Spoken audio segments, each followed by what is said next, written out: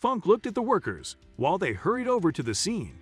The sound of all their boots crushing the soft sand was silenced by the sound everyone let out. It was like something out of science fiction. He couldn't trust his eyes. Was he really seeing it? What was sticking out of the rock was something that no one would believe unless you showed them. But what was this thing? It was a normal day at work for Sean Funk. He was an experienced miner with 12 years under his belt.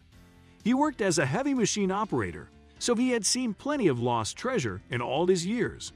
More often than not, garbage was the thing that they found, but sometimes there would be something of value.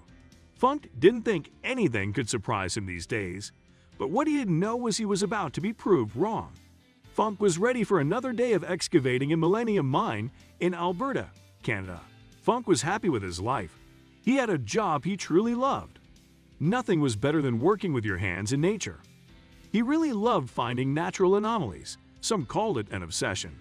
He really wanted to find one, but over the years he became more skeptical. But he had no idea today he was going to find what he wanted. Funk sat in the seat of his excavator like he did every day. The huge crane would shovel giant rocks from the ground into a pile. It was usual for him. Today was just another boring day, or so he thought. He was scooping a crevice into the earth so all you could see was mud and oil. As he scooped more of the ground's layers, he imagined that each layer was older than the last, imagining what could have walked on this soil. He remembered seeing something on the news about a miner finding an egg in the ground. He looked down at the hole he was digging and just saw sand. He smirked, knew there was nothing. He kept digging until suddenly his crane hit something very hard underneath the old earth. He had heard a loud cracking sound and wondered what he could have hit. Was it another rock? He raised the crane of his digger and swiveled off of his seat out of the cab. He looked at the rocks his crane had in its jaws.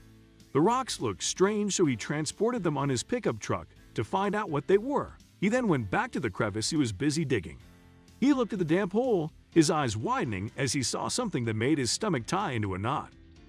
He sprinted to his cab and called for officials, co-workers, site managers, everyone. As he looked left and right, he noticed that there wasn't anyone close by. There was one digger at that distance, working on its own soil. That was too far away. He had to act now. After finding the narrow crack that was widening, Funk grabbed a shovel from his truck and hurriedly started digging. He felt like a strawman as otherworldly energy came to him. Even with his newfound strength, he needed some backup. Funk knew time was of the utmost importance, so he started digging hard and harder. He didn't want the loose earth to shift over his artifact and bury both of them. He wasn't thinking, he was just digging. His intuition told him that he had to make sure nothing happened to this artifact. This was the most important thing right now. While he was digging away behind his prize, he heard something in the distance. The cavalry had arrived. Funk's backup he had called and was on the scene. They'd brought an even bigger crane, so they took help to dislodge the anomaly. They dug below the artifact and put boards underneath it so it could be held steadily. After they had secured it tightly, Funk looked at it nervously as they began lifting it. Funk felt like this was his find and thus didn't want anything happening to it. Once the artifact had been lifting high in the air above the water he had stayed in, Funk felt his diaphragm relax. But he didn't know that he wasn't out of the water just yet. As the crane slowly lowered the artifact down to touch solid ground, everyone heard a sickening crack that made them all wince. The artifact broke in two, showing Funk what he believed to have seen the first time he stumbled upon it. A team from the Royal Tyrrell Museum of Paleontology rushed to the scene.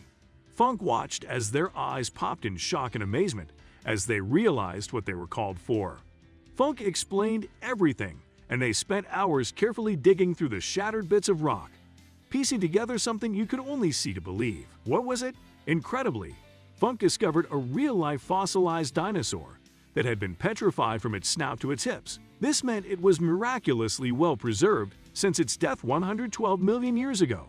Not only did it have teeth and bones, but also its skin and remnants of its intestines, a phenomenon as rare as winning the lottery. How? Scientists speculate that the unlucky dinosaur died and ended up being swept into the river by a big flood. It was kept afloat by gases in its body, which washed its belly of carcass far out to sea. After a week or so, The carcass burst and it sank back first into the ocean floor. Minerals seeped into the skin and armor and supported its back, which immortalized its form as tons of rock piled on top of it. Researchers from the museum and all over the world worked tirelessly for 6 years to test, preserve, and prepare this dinosaur's remains while piecing together his unbelievable story. Scientists concluded that this dinosaur was a four-legged herbivore, covered in armor-plated skin and spikes with a long tail. It was a brand new discovery of species called a nodosaur. In its petrified state, the nodosaur weighed about 2,500 pounds, which gives scientists a reasonable idea of how much it weighed when it was alive. They estimate that the nodosaur weighed in at around 3,000 pounds. This means that the nodosaur would have been a fairly solitary creature when it roamed the land 100 million years ago. The miracle of the nodosaur's perfectly preserved remains still baffles scientists, especially after its rough and long journey to its final resting place. Exactly how this preservation occurred was still a mystery to experts.